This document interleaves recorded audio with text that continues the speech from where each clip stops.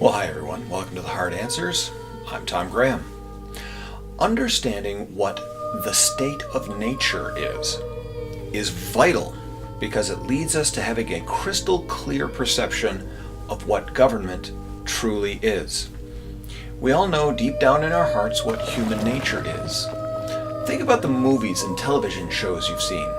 Any American Western, any post-apocalyptic world from Mad Max to The Walking Dead, you'll notice a common theme. Most of the people are moral, nice, and are just trying to survive. However, gangs of brutes prey on them, on their labor, and on their property. They rape and kill the good people to get what they want. This is the reality of the world, and you can still see very plainly, you can still see today, in Middle Eastern countries, African countries, South American countries, recently in European countries that have let large number of immigrants and refugees in from the Middle East. And even in the United States, in cities like Chicago, Detroit, LA, San Francisco, and New York, where the governments have failed to provide the entitlements that citizens ought to reasonably expect. Now let's talk about what reasonable and sensible mean. Reasonable and sensible mean doing those things that will likely be of benefit to you.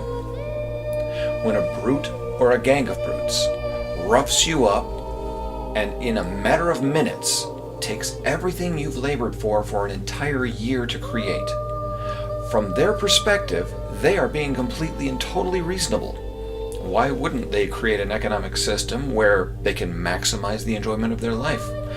By simply forming a gang, they instantly increase their standard of living and maximize their happiness. It is completely reasonable for them to do this. Some people might argue that it's not reasonable because it's not moral or ethical. But moral and ethics really have very little to do with reason. Morals have to do with judging people as good or bad from your perspective. It requires that you form principles of morality that everyone can agree on. Philosophers have attempted to create principles of good and bad behavior that are always true and have failed time and time again. Because human morality, when it comes right down to it, without some divine moral standard, morality is subjective and is based on simple preference. Your preference in a state of war is different than your preference in a state of peace. So what happens after a gang attacks and takes your stuff? You put together a brute even bigger than that gang to protect you. The gang then responds with a bigger gang and back and forth until you've created a massive brute. Thomas Hobbes called this brute a leviathan.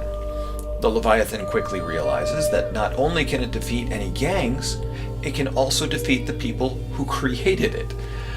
Kingdoms rise. What is a kingdom but a gang controlled by a person with lots of money?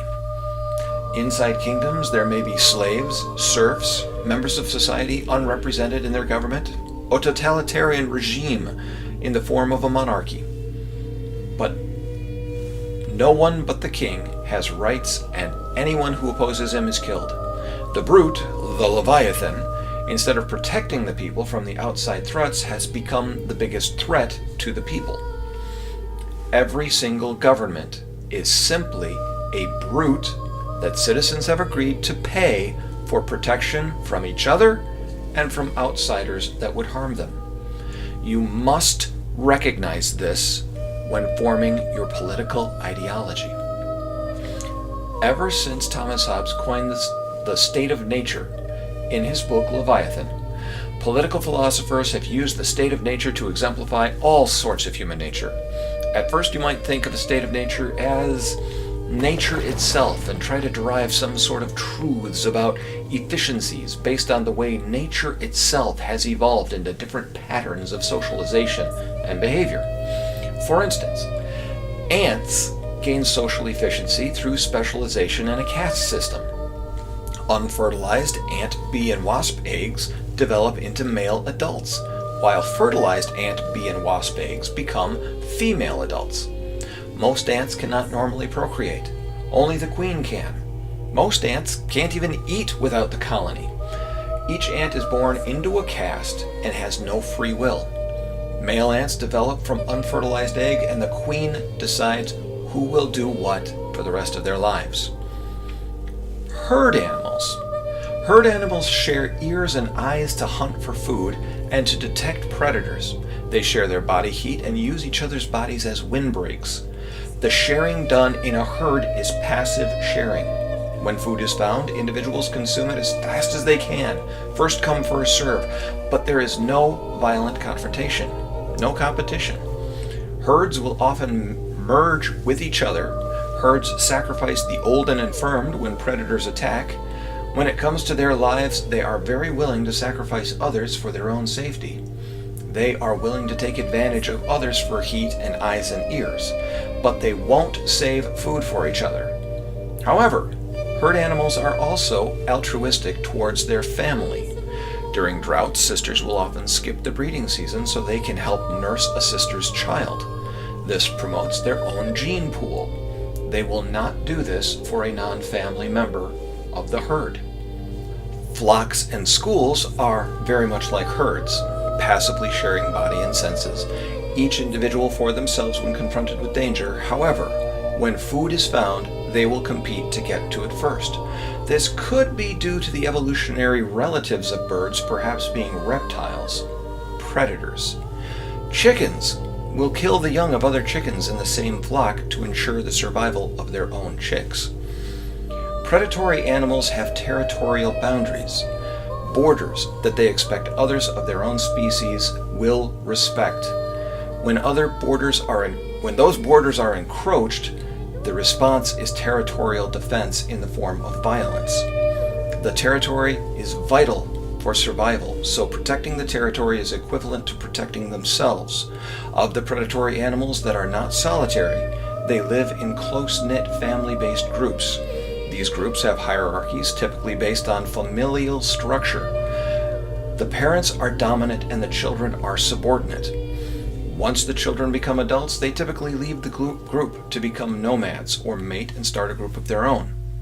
They help each other raise children and share the spoils of the hunt.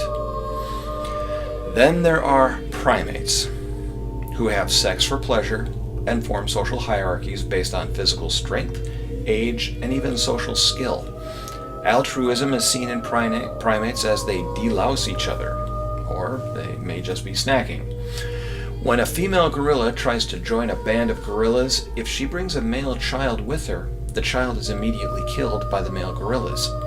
The female gorilla has social sex to gain the favor of the leader, and after a year of social sex may become pregnant by the leader of the band. We might then try to derive social truths from nature. For instance, all mammals in a state of nature have perfect freedom. The freedom to travel wherever they want, take whatever they want, kill other animals for whatever reason they see fit, defense, food, moving up the social ladder, territory, mating rights, whatever. Let's start with the basics of what rights animals are actually born with instead of the rights human beings think we should imbue upon them. The freedom to defend their lives. Killing other animals is acceptable if another animal attacks them, or their family, or their kin. The freedom to perpetuate their lives, hunting and foraging, taking sustenance from the land, including killing other animals for sustenance. The freedom to perpetuate their genes through procreation. The freedom to passively benefit from non-kin society, herds, flocks, schools. A huge takeaway is that in nature for mammals, there is a large difference between family members and kin or society. The largest passive benefit is the availability of members of the opposite sex to mate with. The freedom to not help other family members in the same society. The freedom to kill those who might take your family's resources. The freedom to socialize, to live in or out of a herd, pride, pack, pod, band, whatever. Generational transfer of territory, skills, and social status. The freedom of limited coexistence and property rights, becoming nomadic or pack-based instead of large group-based, claiming space or land that provides you shelter and or sustenance as your territory, protecting your territory from others of your own species. In the state of nature Thomas Hobbes spoke of, we are born with the natural right to survive, and that includes the right to steal, rape, enslave, and to kill anyone we want in order to survive and have our genes continue. We have every right we can think up. We have the perfect freedom to do what we want, when we want, and accomplish everything our minds and bodies are able to. We get the full reward of our efforts, and we suffer the full consequences of our failures. In a state of nature, it is not a state of grace from which we have fallen. It is one of perpetual fear and mistrust, but not one of constant violence. It is a known disposition to be willing to fight, a condition where life is solitary, poor, nasty, brutish, and short. Nature does not unite us in peace, solidarity, and friendship. Only human contrivance can bring about peace. War is primary, peace is derivative. To say that a state of nature is individualistic is not to say that it's a state of isolation. It may have regular contact, but the relations are unregulated. No one has natural authority over anyone else. Authority only exists by the consent of the governed. Relations in a state of nature, being unregulated, make it a war of all against all. Hobbes asks you to consider the following. When going on a journey, a person takes his gun for protection. When he sleeps, he locks his door. Even at home, he locks his chest, even though there are laws ensuring that any wrong done to him will be avenged. What opinion does he have of his fellow citizens? This is in a fully functioning society. What would he do in a state of nature? The state of nature exists whenever the laws are not being enforced. If we feel our lives and property is not secure. If the reasonable entitlements of living in a society aren't properly met. All of us, even in a society, live somewhat in a state of nature. Hobbes says it is our passions, not reason, that allow us to exercise our will in the form of competition. Therefore, it is our passions that lead us to create an authority to tame our competitiveness. The two main passions are pride and fear. Machiavelli called them the two humors, desire to rule and the desire not to be ruled. Fear is the passion to be reckoned on. It is fear, not reason, that leads us to abandon the state of nature. Properly directed, fear leads us to peace. John Locke touches on the state of nature, basically saying that all people are fundamentally good and respect each other's rights in a state of nature. But if a person stops respecting the rights of others, they should be treated like the other mindless beasts in the animal kingdom and hunted down and killed, culled, as it were. From my perspective, a state of nature is one in which ungoverned conflict and competition exists. Competition creates conflict. When conflict occurs in a state of nature, might makes right. All animals compete for resources that will keep them alive.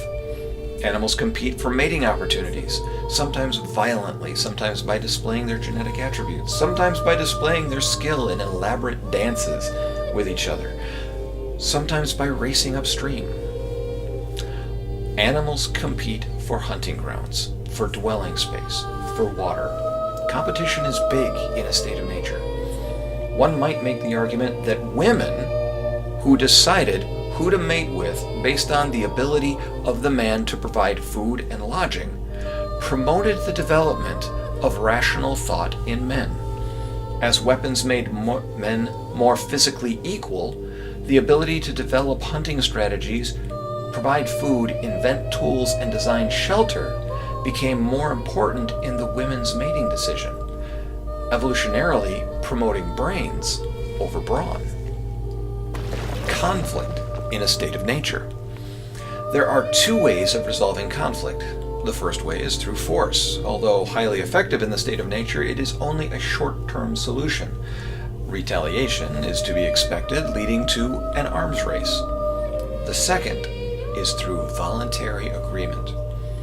When two ungoverned parties, individuals or clans, voluntarily agree to something and one party fails to comply with the agreement, they must both be willing to renegotiate or conflict arises, and neither is able to determine what restitution or modification is fair. The only resolution reverts back to force. Rights in the state of nature. Since no government exists, there is no entitlement of the protection of your rights. If everyone is a sovereign, everyone has every right they can think of, including the right of conquest. You only have property rights if you are able to defend your property. You only have the right to life if you can defend it. Humans in a state of nature are conditionally aggressive and conditionally peaceful.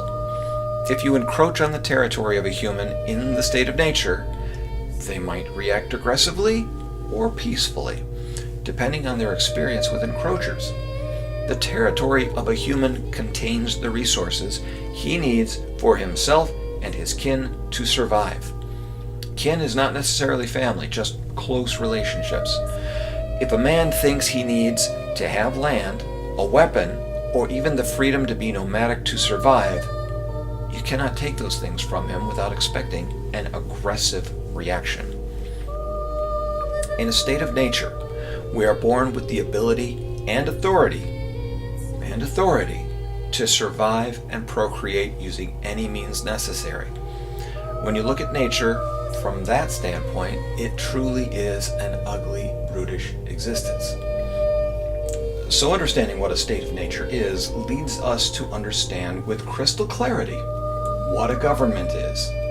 A government is simply a brute larger than any other brute in that society. That is a brute paid for by the society to protect the society from people who would encroach on our borders, to protect individuals from people who would encroach on individual rights. That is the first and foremost reason that we have that brute called the government, called the Leviathan. John Locke recognized that governments will naturally become despotic. Because governments become despotic naturally, Locke proposed a system of checks and balances. By separating the powers of the Leviathan into three smaller Leviathans and creating checks and balances to pit the smaller Leviathans against each other to force each other to follow the Constitution, Locke made it so the government stays busy trying to one-up each other instead of encroaching on the rights of the citizens, which was brilliant. Still is brilliant. The only problem is when you get a two-party system. When you get a two-party, or even worse, a one-party system, when you get a one-party system, everything breaks down because suddenly all the branches are cooperating with each other and all the branches start saying, oh, we need power, we deserve power, we now have this power, we have voted ourselves this new power. Supreme Court does that occasionally, did that a few times when it interpreted the Constitution to give itself power, and I won't go into that right now. But anyway, John Locke created the system of checks and balances to tame the Leviathan. And it was fantastic. Please click the subscribe button to see more videos like this. If you disagree with me, please leave a comment. My ears are always open, and I learn new things every day when people disagree with me. I'm Tom Graham. I'll see you next time on The Hard Answers.